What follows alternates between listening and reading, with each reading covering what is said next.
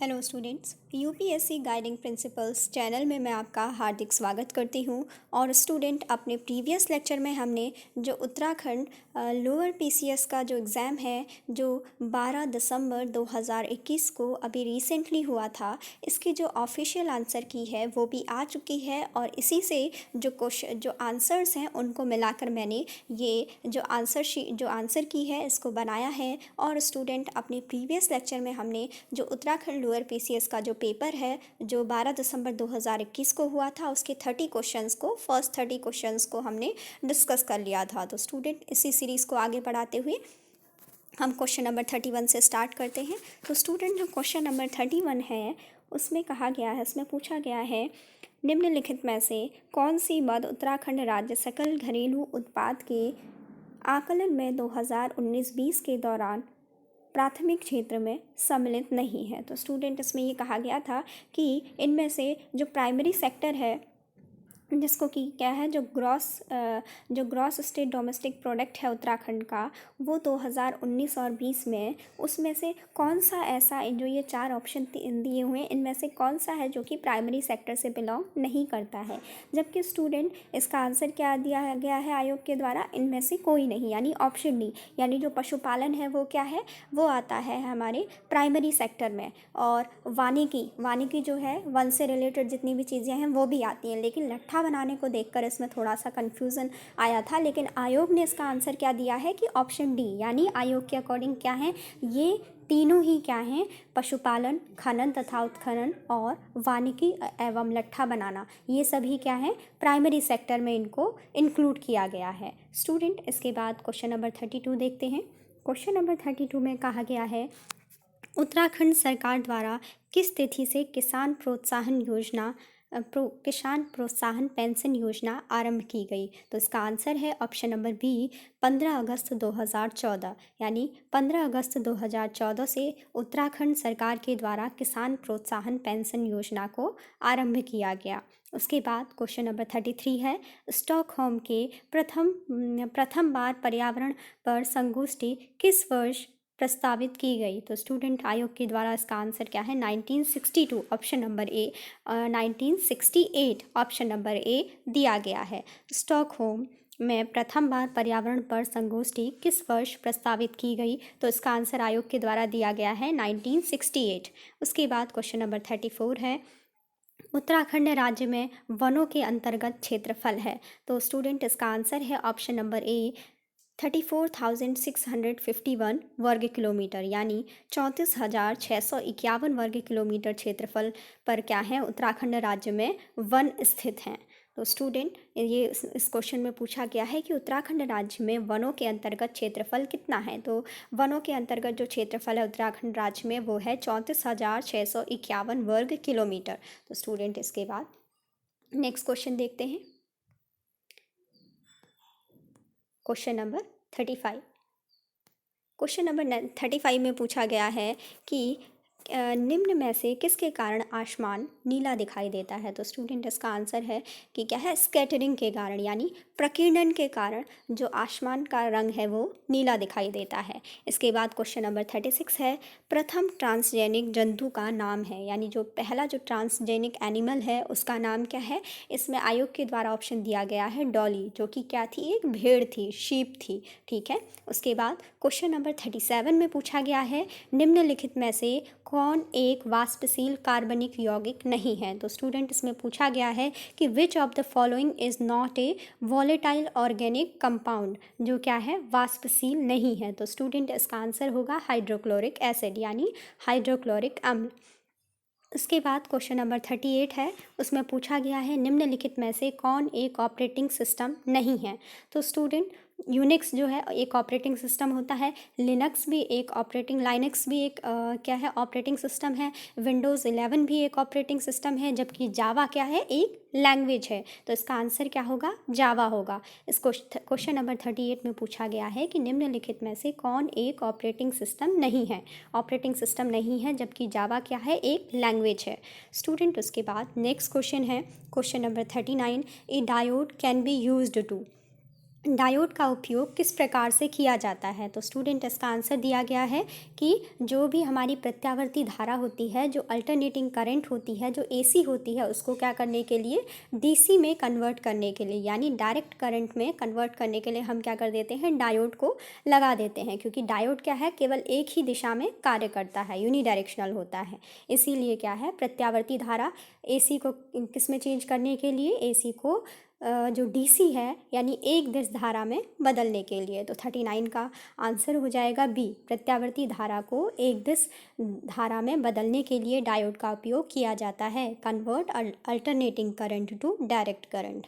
उसके बाद next question देखते हैं, निम्नलिखित में से सल्फर डाइऑक्साइड प्रदूषण का सर्वोत्तम सूचक है? तो स्टूडेंट ये बहुत ही कॉमन क्वेश्चन है, कई बार पूछा जाता है, यूपी पीसीएस वगैरह में भी ये क्वेश्चन पूछा जा चुका है प्रीवियस ईयर्स में भी, कि क्या है, जो भी लाइकेंस होते हैं, ठीक है, जो क्या है, शैवाल हैं, ठीक है, जो लाइकेंस हैं बेसिकली, उनको क्या कहा गया है कि वो क्या है, एक बेस्ट इंडिकेटर हैं।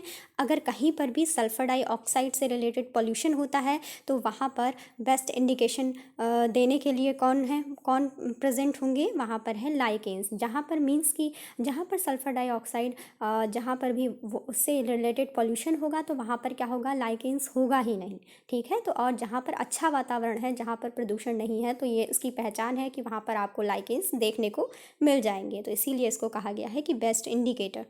उसके बाद नेक्स्ट क्वेश्चन है, क्वेश्चन नंबर 41, यूरिक अम्ल नामक नत्रजनीय अपशिष्ट उत्सर्जित किया जाता है, यानी जो नाइट्रोजेनियस वेस्ट यूरिक एसिड है इज एक्सक्रीटेड आउट बाय। तो इसका आंसर होगा पक्षी तथा छिपकली दोनों के द्वारा, बर्ड्स एंड लिजर्ड्स बोथ। इसके बाद जो क्वेश्चन नंबर 42 है, क्वेश्चन नंबर 42 में पूछा गया है, प्रसिद्ध समाचार पत्र इंडियन ओपिनियन किसके द्वारा दिया गया था? तो इसका आंसर होगा मोहनदास करमचंद गांधी। मोहनदास करमचंद गांधी यानी महात्मा गांधी जी के द्वारा जो इंडियन ओपिनियन नामक जो समाचार पत्र है उसको प्रारंभ किया गया था। उसके बाद क्वेश्चन नंबर 43 है, जिसमें पूछा गया है, शिक्षा की वर्धा योजना किसके द्वारा प्रस्तावित की गई थी? तो स्टूडेंट इसका आंसर होगा महात्मा गांधी। जो वर्धा स्कीम ऑफ एजुकेशन है वो महात्मा गांधी के द्वारा प्रपोज की गई थी, उनके द्वारा इसको प्रस्तावित किया गया था।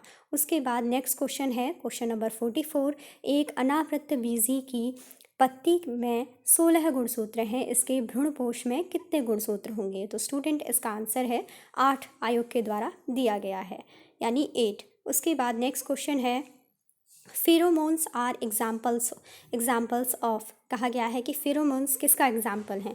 इसका आंसर दिया गया है कि बाह्य हार्मोन्स के, यानी जो एक्टो हार्मोन्स हैं, बाह्य हार्मोन्स के एग्जाम्पल हैं फेरोमोन्स। उसके बाद नेक्स्ट क्वेश्चन है, question number 46, isotonic solutions have identical, यानी आइसोटोनिक घोलों में समान होते हैं उनके परासरण दाब, ठीक है। इसका आंसर हो जाएगा क्वेश्चन नंबर 46 का डी, परासरण दाब यानी ऑस्मिक प्रेशर, ठीक है। यानी आइसोटोनिक घोलों में समान होता है। क्या होता है, अगर कोई भी घोल क्या है, आइसोटोनिक प्रकार का घोल है, तो उसमें क्या होगा, उन दो घोलों का जो परासरण दाब है वो क्या होगा, समान होगा, यानी इसको क्या कहा जा सकता है, ऑस्मिक प्रेशर। उसके बाद नेक्स्ट क्वेश्चन देखते हैं, क्वेश्चन नंबर 47। क्वेश्चन नंबर 47 में पूछा गया है, 16वें प्रवासी भारतीय दिवस की थीम क्या थी? तो स्टूडेंट इसका आंसर होगा आत्मनिर्भर भारत में योगदान, कंट्रीब्यूटिंग टू आत्मनिर्भर भारत। इसके बाद नेक्स्ट क्वेश्चन है, क्वेश्चन नंबर 48, सन 2020 में हिंदी कविता के लिए साहित्य अकादमी पुरस्कार के प्राप्तकर्ता कौन है? तो इसका आंसर है अनामिका। अनामिका को सन 2020 में हिंदी कविता के लिए साहित्य अकादमी पुरस्कार दिया गया था। इसके बाद नेक्स्ट क्वेश्चन है, वर्तमान में दिल्ली का उपराज्यपाल कौन है? ठीक है, अनिल बैजल हैं। काफ़ी इजी क्वेश्चन है। वहाँ के क्या है, दिल्ली के जो लेफ्टिनेंट गवर्नर हैं वो कौन है, अनिल बैजल हैं।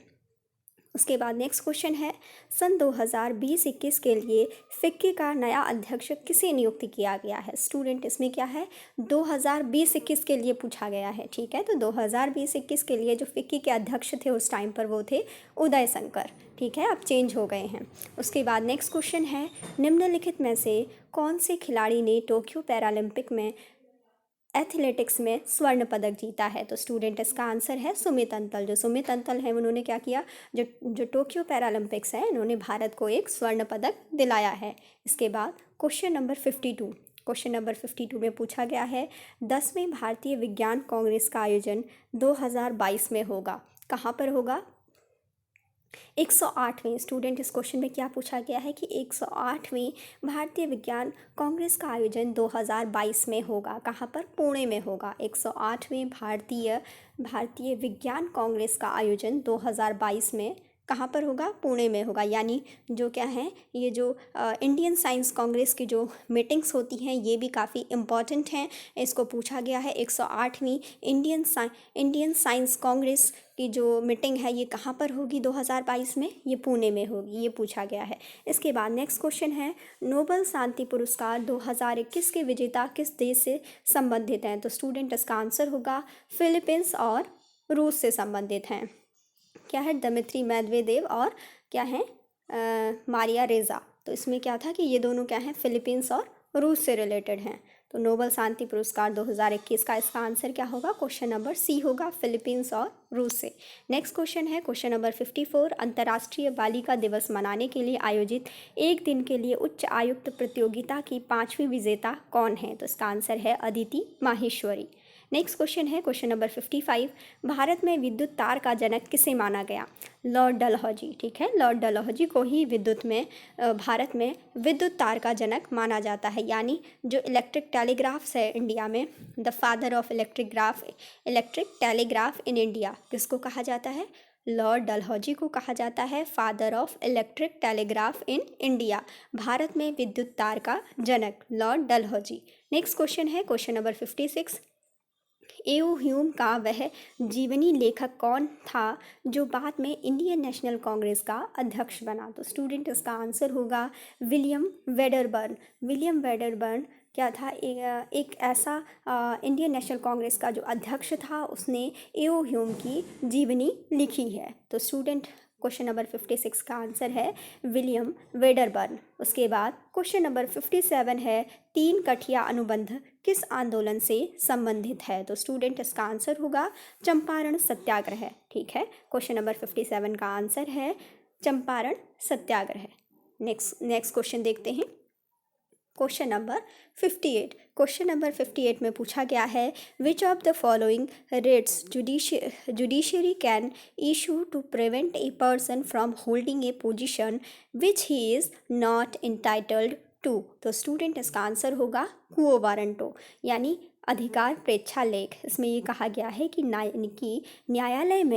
न्यायालय में से किस रिट के द्वारा किसी व्यक्ति को वह पद धारण करने से रोका जा सकता है जिसके लिए वह अधिकारी नहीं है। तो स्टूडेंट जो क्वो वारंटो की जो रिट होती है अंडर आर्टिकल 32 में, तो उसमें क्या है, सुप्रीम कोर्ट के लिए ये जारी होती है। तो इसमें ये कहा जाता है कि अगर क्वो वारंटो बाय व्हाट अथॉरिटी, अगर कोई भी क्या है पब्लिक ऑफिशियल है, वो किसी भी पब्लिक ऑफिस को अगर उसको इंटाइटल्ड करता है, उसको होल्ड करता है, तो उसके लिए उसके पास क्या होनी चाहिए? प्रॉपर क्वालिफिकेशंस उसके द्वारा ऑब्टेन की गई होनी चाहिए। तो अगर नहीं किया गया है तो उसके लिए कौन सी रिट दायर की जा सकती है? वो है क्वो वारंटो, सुप्रीम कोर्ट में अधिकार परीक्षा लेख की बाय व्हाट अथॉरिटी, कि वो किस अथॉरिटी के थ्रू वहाँ पर क्या है इंटाइटल्ड हैं उस पोजीशन पर।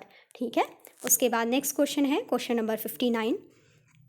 Which one of the following is a regulatory body? निम्न में से कौन सी एक नियामक संस्था है? यानी रेगुलेटरी मतलब जो कंट्रोल करने वाली बॉडी है, जो नियामक संस्था है, वो कौन सी होगी? Securities exchange board of India, SEBI. ठीक है, सेबी को क्या कहते हैं? एक रेगुलेटरी बॉडी कहा जाता है।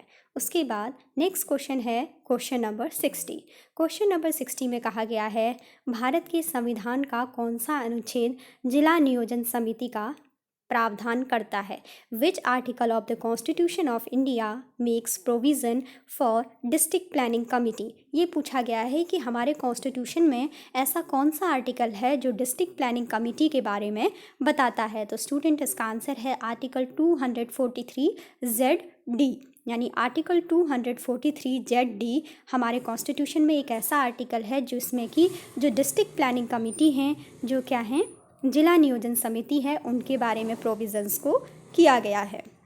उसके बाद जो क्वेश्चन नंबर 61 है, इसमें पूछा गया है कि to which of the following is 124th constitutional amendment act related to. तो स्टूडेंट इसमें क्या है, वैसे जो ये क्वेश्चन है ये थोड़ा सा डाउटफुल था, क्योंकि 124th का अगर देखा जाए तो इस नंबर का अभी कोई भी कॉन्स्टिट्यूशनल अमेंडमेंट एक्ट ही नहीं हुआ है, जबकि अभी तक क्या है, प्रेजेंटली 104 और 105th कॉन्स्टिट्यूशनल अमेंडमेंट एक्ट की बात चल रही है। लेकिन क्या है कि इसको आयोग के द्वारा सही माना गया है, क्योंकि ये क्या है, आई थिंक ये बिल नंबर है।